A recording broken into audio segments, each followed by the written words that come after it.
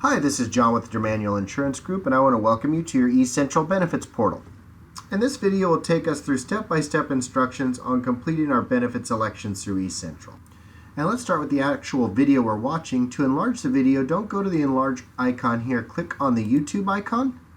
That'll take you to the YouTube site and you're able to enlarge it here. When you're finished watching the video, you can go ahead and click Next. And that'll bring you to your profile. The eCentral system does require some extra information from you, including marital status, race, and personal and work phone. If you try to move on from this step without completing all the required information and click Next, the eCentral system is intuitive. Will let you know you're missing some fields and will highlight those in red. Once those fields have been completed, you can click Next, and that'll move you on. All your dependents that were housed on the previous system have been added to the eCentral system.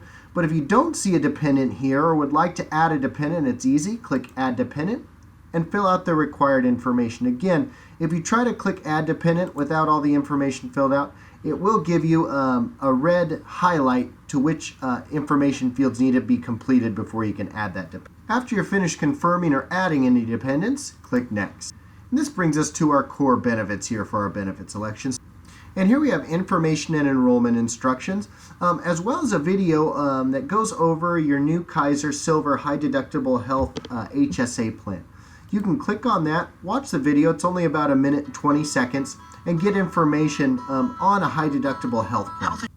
Moving down, you're able to see your current election, here being the 2016 Kaiser Gold 80 HMO. This test employee had himself enrolled with spouse and child. The system will default to your current election choices, this being the employee, spouse, and child all enrolled in the medical plan. And will also default to the Kaiser Traditional Gold plan, since that's what this employee was enrolled in previously. You are able to change plans simply by clicking on the check mark next to the new Kaiser Silver High Deductible Health Plan, or you can keep your current plan, which is what the system's defaulting to. Same goes as if you waived your medical benefits last year but would like to enroll in benefits. It's easy. It will default to waive since you waived last year, and you'll simply click the enrolled benefits for you and any one of your dependents and then select your medical plan again. There's also a wealth of information at your fingertips. Under each one of the plan listings here, we have different links that you can click on to provide yourself with different information. This being the link to search for a Kaiser provider. That will take you directly to the Kaiser provider search. We also have document links such as the SBC, HMO summary, and pediatric dental summary. We'll click on one of those, and we instantly again have access to that summary of benefits and coverage. There's also a benefits comparison tool here also that allows you to compare, this is your previous benefit and then your two current benefits options. You can compare those here. Once you've reviewed all the instructions, the video, made sure the correct employees and dependents have their either correct enrolled or waived status for your current plan, and have selected the plan you'd like to currently enroll in, you can click Next.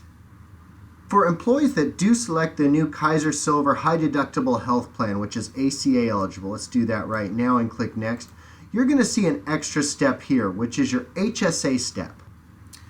This will allow you to enroll in an HSA health savings account.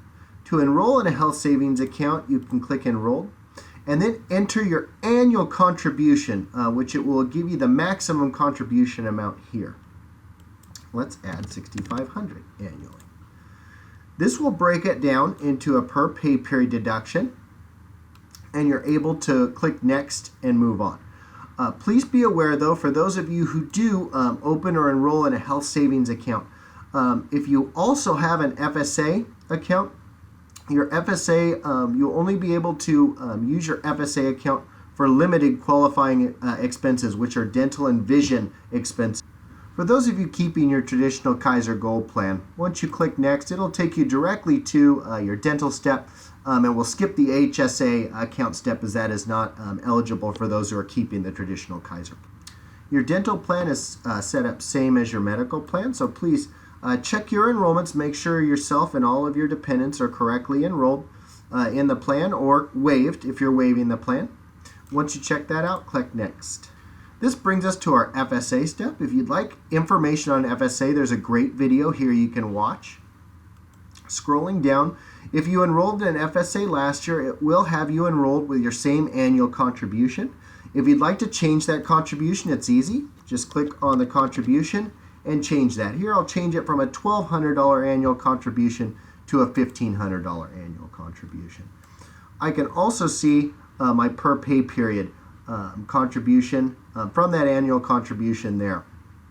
If I'd like to waive, go from enrolled to waived this year for an FSA, I don't want to contribute to it, and I don't want to enroll this year, I just simply click the waived option and click next. Same applies to my dependent care FSA. Here I was waived last year, so it's defaulting me to waive. However, I'm going to enroll this year in the dependent care FSA. Gives you my annual maximum, so I'm going to enroll in the maximum for a dependent care FSA, which is $5,000 annually. Shows me my per pay period deduction for the $5,000 annual contribution is $208.33. I'm good with that. And so I'll click next. And we're almost finished. Here we are going to sign off on our enrollment forms. There's nothing you need to fill in here. In fact, if you click on it and try to add anything, the system won't let you. But you can review your enrollment forms. In each one of the enrollment forms for each one of your selected benefits will appear here. At which point you can either sign with your mouse, or if you have a touch screen, you can sign with your touch screen here and click continue. And here we have our enrollment summary. We can review that. It's going to give us our per pay period total deductions here and then break it down individually here. You can also print this summary, although it'll be available to you on your employee dashboard 24/7. Once we've reviewed that, we can click next. And here we're almost finished. We do love feedback, so we encourage you to give us feedback via stars or comments here. You don't have to leave feedback, and you can just click finish, and we're done. And that's all I have for our benefits enrollment video. I hope it's been helpful.